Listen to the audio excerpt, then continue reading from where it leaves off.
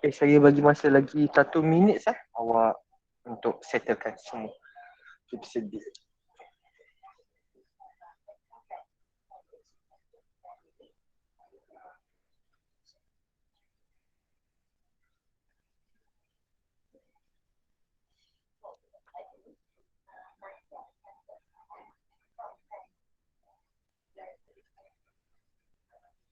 Okay, so Assalamualaikum and a very good evening everyone. Okay, so for today's lecture, we're going to cover Iupac nomenclature of alcohol. Okay, so this is the new chapter, hydroxy compound is a chapter 15. Okay, so by the end of this lesson, you should be able to draw the structures of the alcohol. And the second one is you should be able to classify and name the hydroxy compound according to the Iupac naming system. Okay, so macam biasa, kalau dalam organic chemistry, so for every chapter, we're going to start with naming. Okay, after we learn the naming, and then after that, for certain chapter, we're going to learn about the physical properties, and then kita akan tengok dia punya chemical properties and also the chemical task. Okay. So, for the alcohol, okay, alcohol itu is anything that has a hydroxyl group bonded to the carbon. Itu kita panggil dia sebagai alkohol. So, tak kisahlah alkohol yang awak boleh consume ke, alkohol yang awak guna dalam perfume, ataupun any alkohol yang naturally occurring dalam plant ke, dalam fruits ke apa, itu kita panggil dia sebagai alkohol. As long as dia ada hydroxyl group. Selagi dia ada hydroxyl group, itu kita panggil dia sebagai alkohol. So the general formula for alcohol is CnH2n plus 1OH, where N itu refer kepada number of carbon. So alcohol itu we can categorize into 2 different category.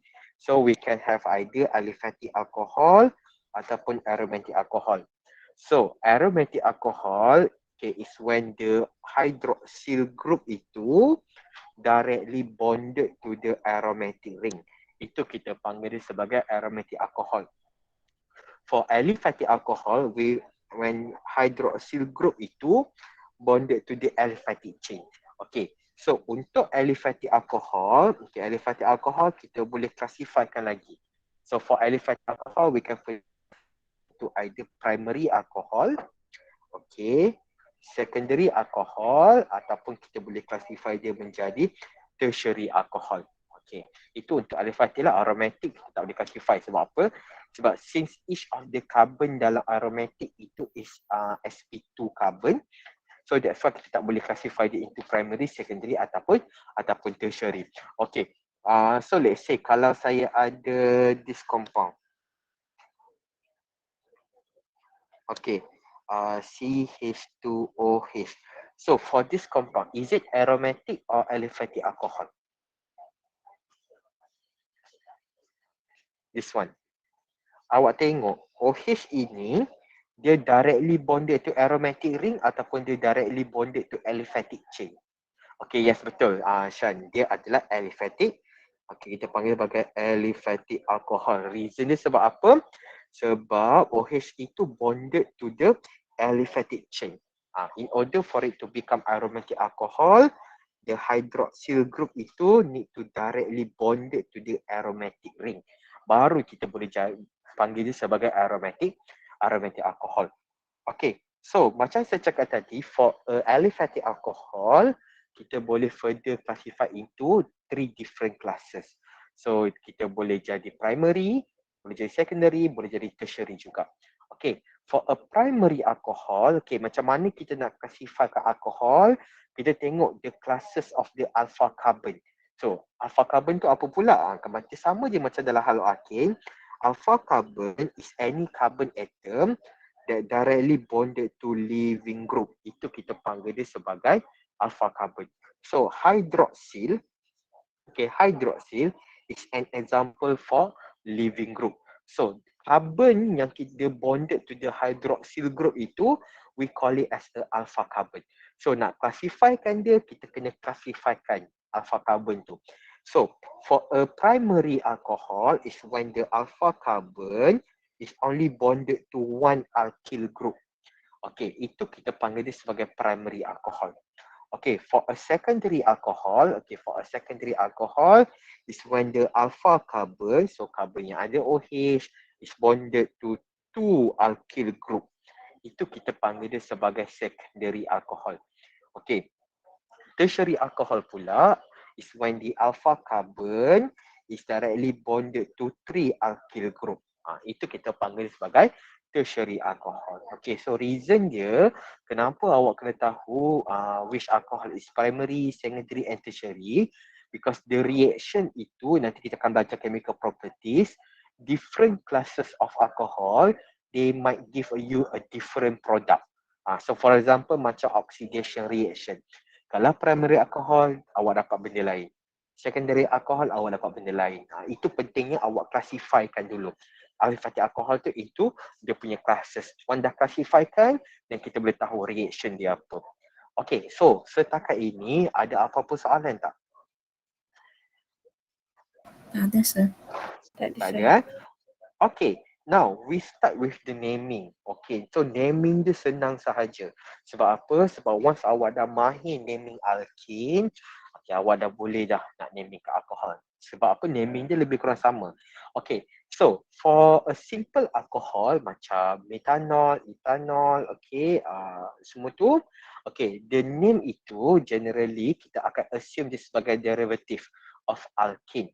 Okay, tapi kita tukar dia punya suffix.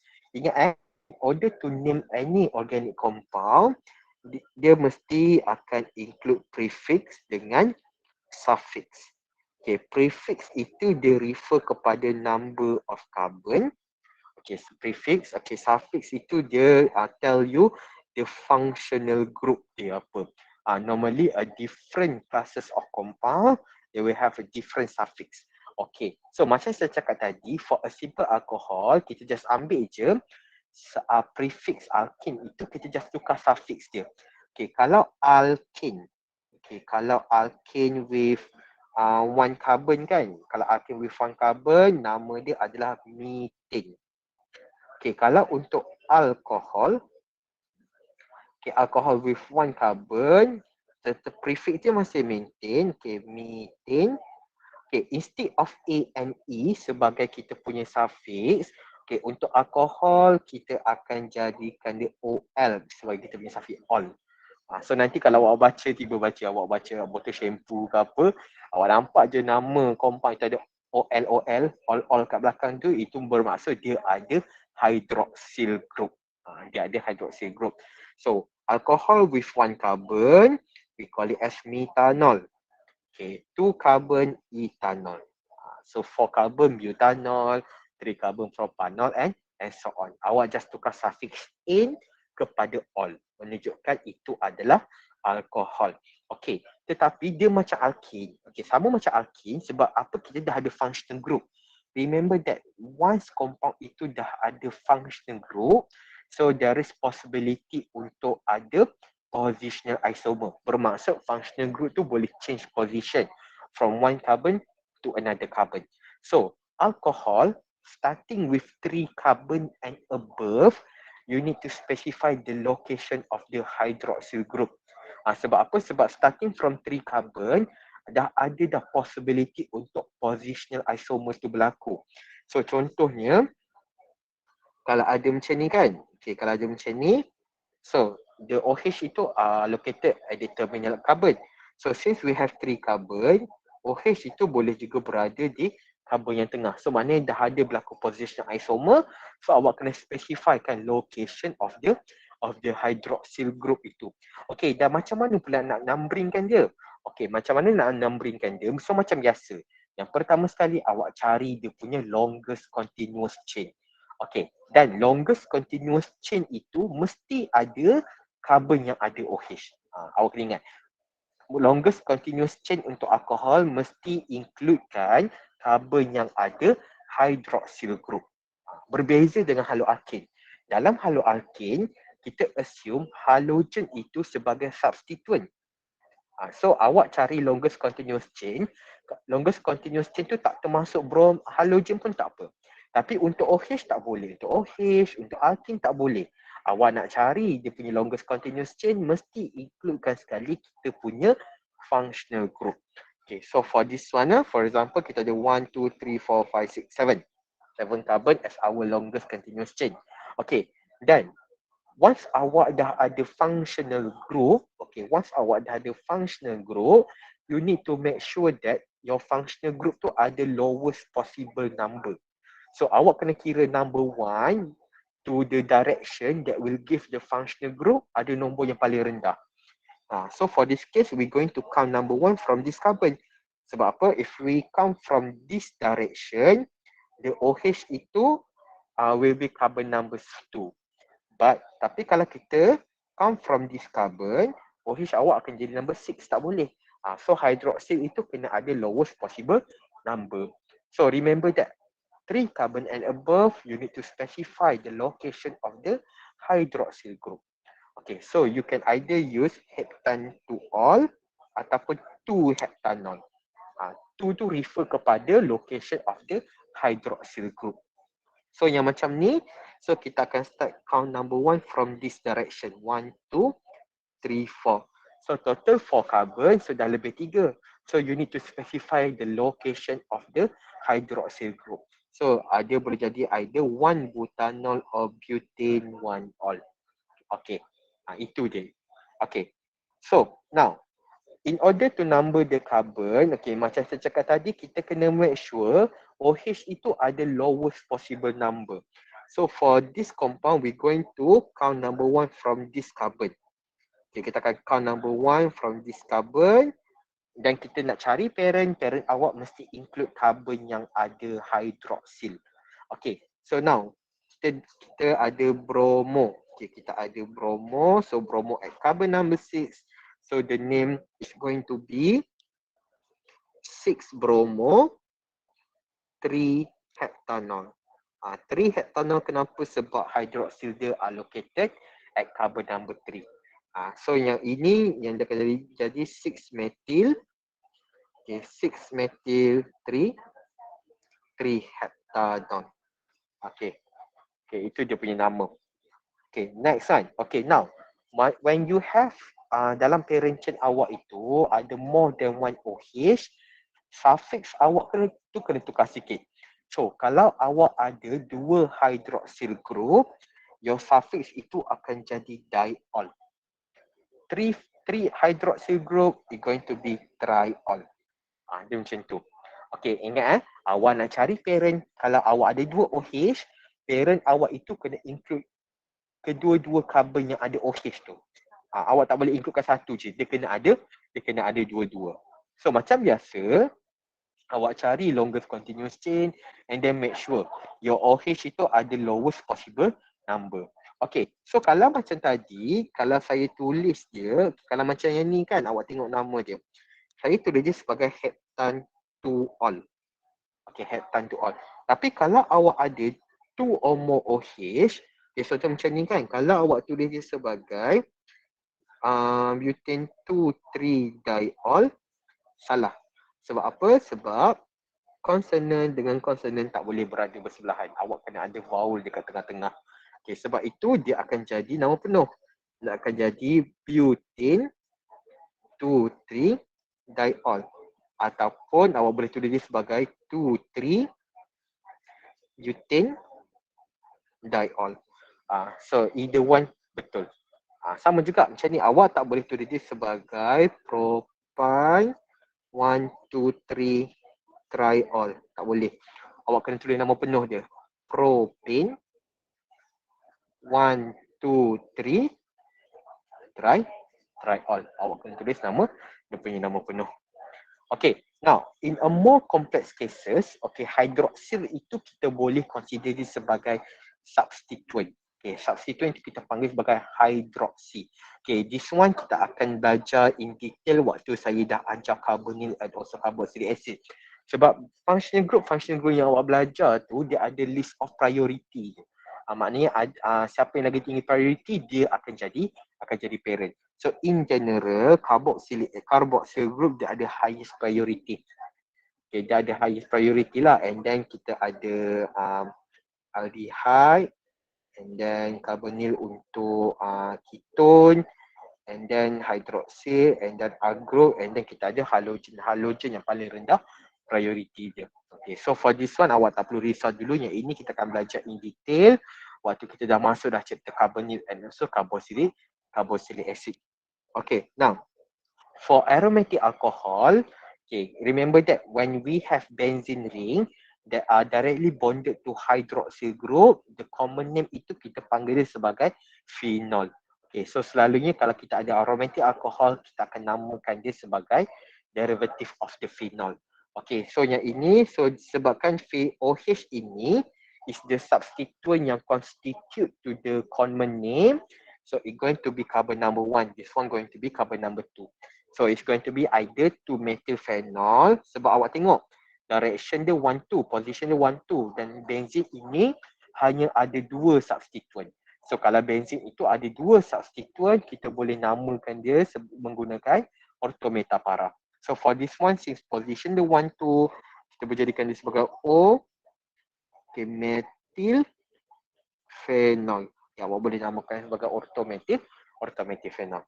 Okay, now kalau benzene itu ada 2 OH, ada 2 or more OH, okay, kita jadikan kalau 2 OH kita namakan sebagai benzene diol.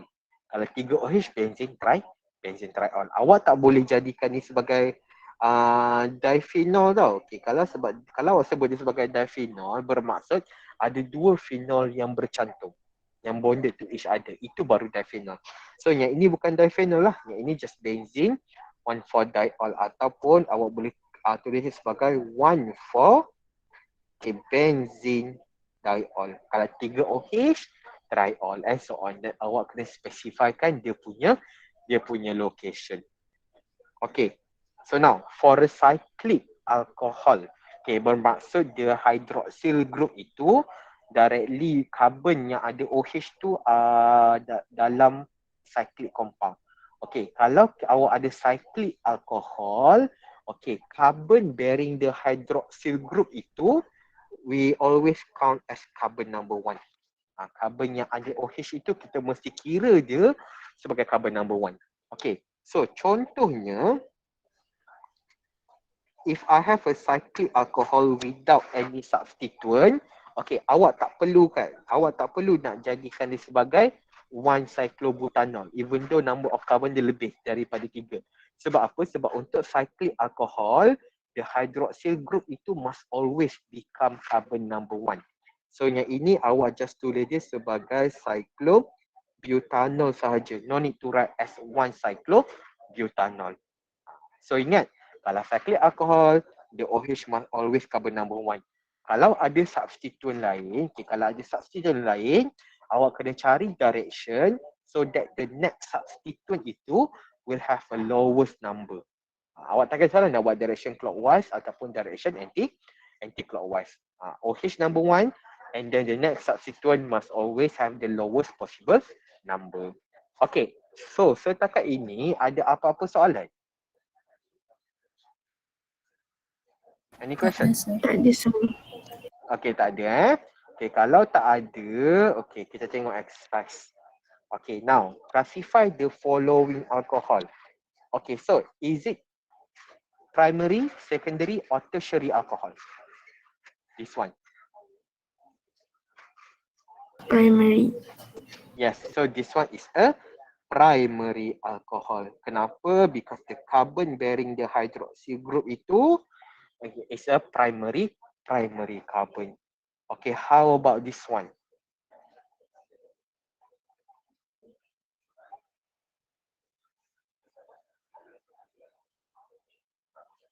Secondary. Yes, this is secondary alcohol. Reason dia sebab this carbon are bonded to 2 other carbon. So that's why we call it as a secondary alcohol. Okay, so awak tengok yang ni. Okay, kita try naming kan. Okay, remember that in order to name the alcohol, you need to find the longest continuous chain that consists carbon yang ada OH. Okay, so awak boleh kira 1, 2, 3, 4, 5 boleh. Ataupun awak boleh kira 1, 2, 3, 4, 5, 6. Kita carilah Yang lagi panjang adalah 6 carbon. Okay. Now, after we find the longest continuous chain, we need to make sure that carbon yang ada OH itu have the lowest possible number. So for this case, we're going to count number 1 from this direction. So 1, 2, 3, 4, 5, 6. Okay, so we have two substituent. We have 1, we have 2. So this one, apa nama substituent ni?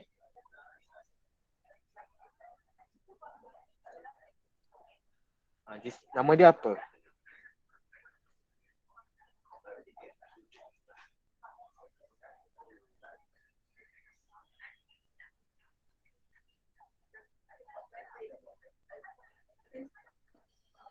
Itu nama substituent dia apa? So etil je sir. Ethyl. This one ethyl. Okay, this one methyl. So if we have more than one substituent, so kita kena arrange ikut alphabetical order. So it's going to be 3 ethyl, okay, 4 methyl, okay, 2 hexanol. Dan jadi 3 ethyl, 4 methyl, 2 hexanol. Okay, so for this one, so macam biasa kita akan calculate the longest continuous chain. Awak tengok longest continuous chain dia is 3 carbon.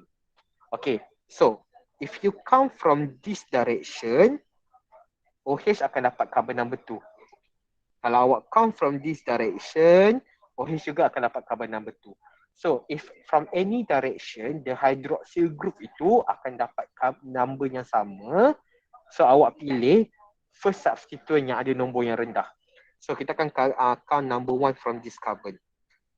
Baru sebab apa? Sebab first substituent awak jumpa akan jadi nombor yang rendah. So this one akan jadi 112 trichloro 2 propanol. Remember that. Kalau 3 carbon and above, you need to specify the location of the hydroxyl group. Okay. So for this one. Okay. So ingat kalau benzin, okay, kalau awak ada benzin dan benzin itu bonded to aliphatic chain yang ada functional group, benzin akan jadi substituent. So benzin jadi substituent, the name is going to be phenyl. Okay, so this is our parent.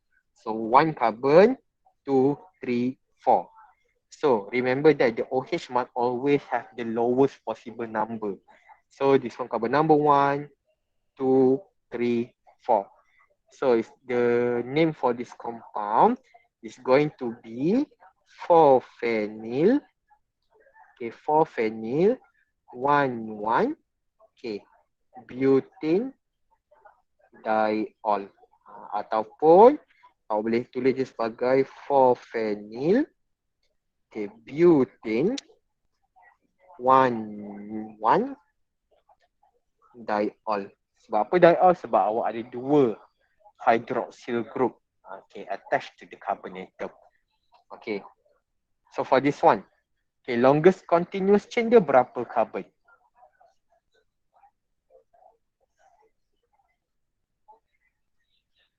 6. Okay, you think jawab 6, akan jawab 6. Ada jawapan lain tak?